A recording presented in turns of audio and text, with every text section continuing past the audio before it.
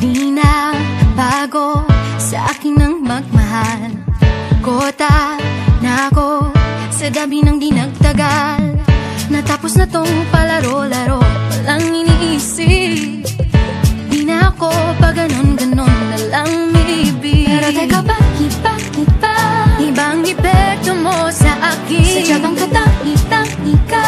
Sapagkat di ko akalain talaga pala